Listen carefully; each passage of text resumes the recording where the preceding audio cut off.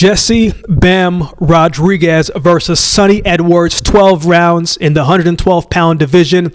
This is a unification fight. Going to be a great matchup with two undefeated fighters. Let's get into it. Let's start with the WBO champ, Jesse Rodriguez. 18 wins, no losses, and 11 wins by way of knockout. Last year, I thought Bam was a heavy contender for Fighter of the Year because of how well he performed that year. A big win starting it out against Carlos Quadros, who had only lost to other champions like Roman Gonzalez, Juan Francisco Estrada twice, and McWilliams Arroyo. Bam's team was probably, a little tight when they were watching that performance because he was standing in the pocket more than they probably would have wanted him to do. And it was a very good performance against a quality opponent and a former champion in his own right. After Quadros, he fought a guy who probably many people have tried to avoid it, right? The heavy-handed big puncher, Siskaret Sarung Visai.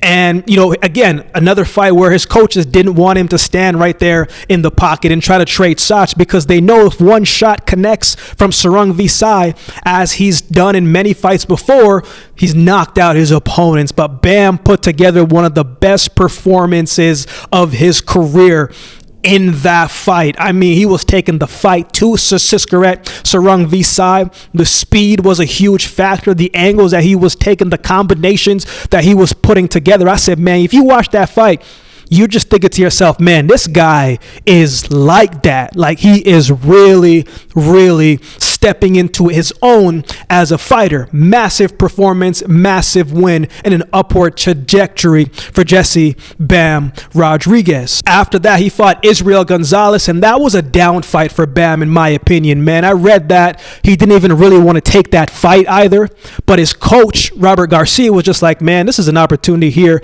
I believe it was on the Canelo card, if I remember, serve me correctly. So when opportunities come, you got to take that. I remember when I was running track and field, there were races where I was kind of hurt going into it, right? But my coach was just like, man, this is a great opportunity. It is front and center. You got the big stars out, big money on the line, man. Even if you don't win it, it's good to go and get the experience, but also an opportunity for you to be shown and seen on the big stage. So I get what his coach was coming from, and Bam didn't even really want to do it. And to me, the fight against Gonzalez, man, he looked a little bit uninterested and seemed like he was comfortable with doing enough to get the win, right? He didn't want to exert too much, but Israel Gonzalez, he didn't make it easy for him, man. He was landing consistently, keeping range at moments, fighting behind the jab, and fighting from in close when he needed to, right? He made it a lot tougher night for Bam in their bout. Gonzalez was consistently grinding the fight out, man, making it very tough, consistent with shots to the body, making it physical in every way possible.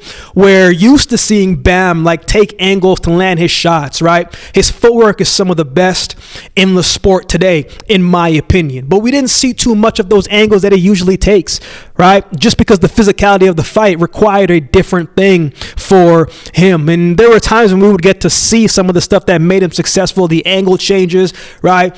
Punching out of those angles, punching in different stances. He can do all of that good stuff, right? But again, a very tough fight that he had to gruel and grind out. And even with the point deduction in that fight, we still came away with the win, man. So again, not the best performance, but it was a performance that, sometimes you just got to find a way to win. And on that night, he found a way to win. And last year, he finished the year with a perfect 3-0 record. In his most recent fight this year, he fought Christian Gonzalez. And I thought he actually boxed very well, right? He was trying to keep Bam at bay. He was switching from orthodox to southpaw to keep Bam kind of guessing, so it could be tougher for him to figure out what he was trying to do. Bam was pressing the pace of that fight, man. He was coming forward all night, right? And letting his hands go very early, had him hurt in the third round with a left hook that he didn't fully was able to capitalize on it. Gonzalez was countering very well throughout this fight, but I don't think Bam respected the power of Gonzalez because Bam was willing to come forward. He was willing to take that risk. He was willing to let his hands go. And even if he got hit, he was willing to take that sacrifice so he could land better shots of his own. I thought he was headhunting a bit more than he needed to in that fight.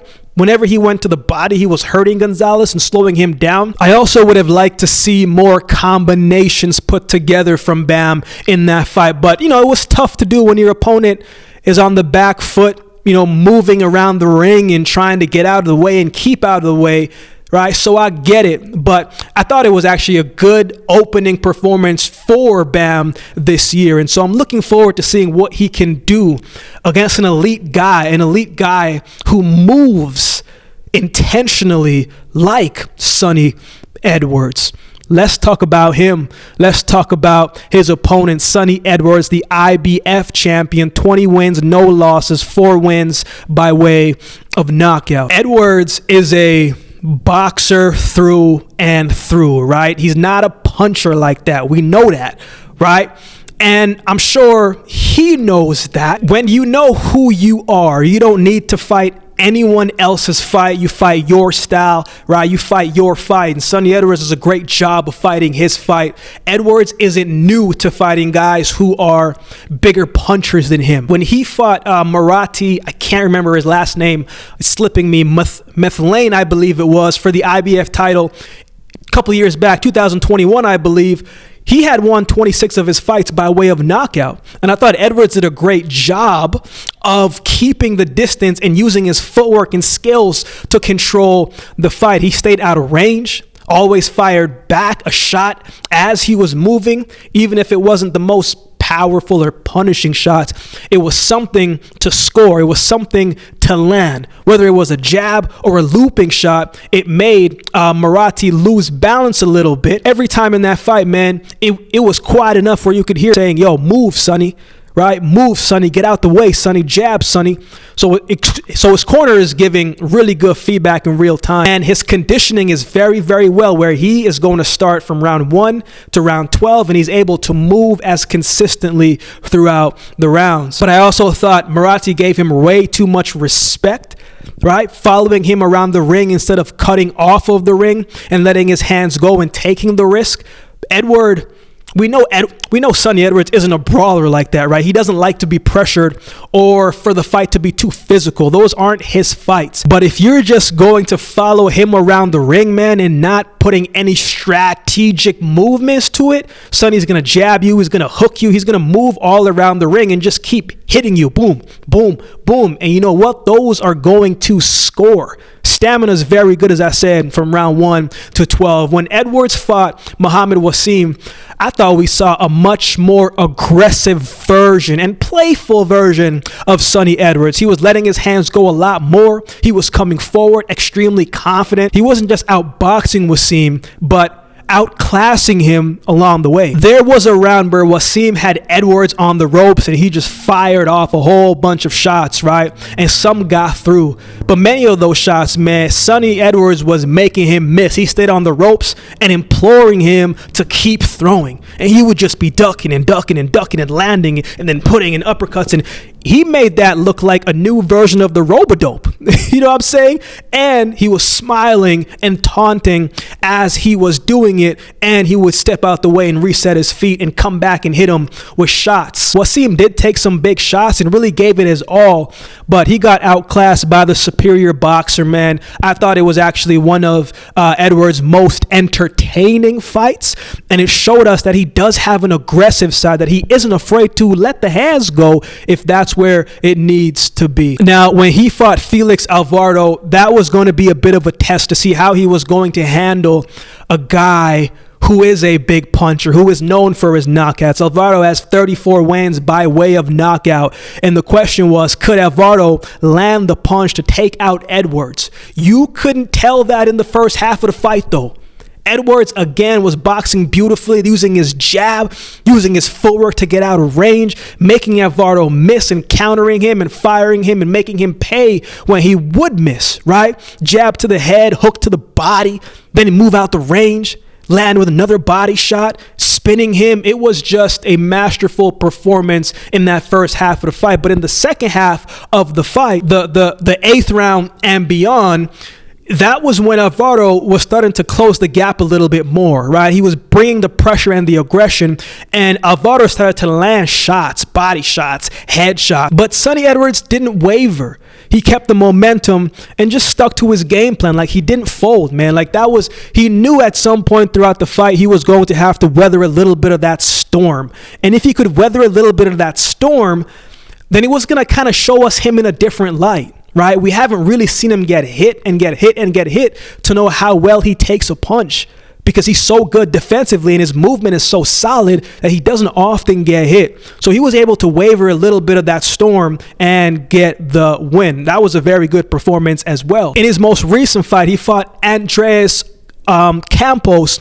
And man, he brought the fight to Sonny. He wasn't a big puncher as well too, but he wasn't afraid to let those hands fly. Both men were actually throwing pretty good punches, man. They opened the fight with some big punches that you could hear.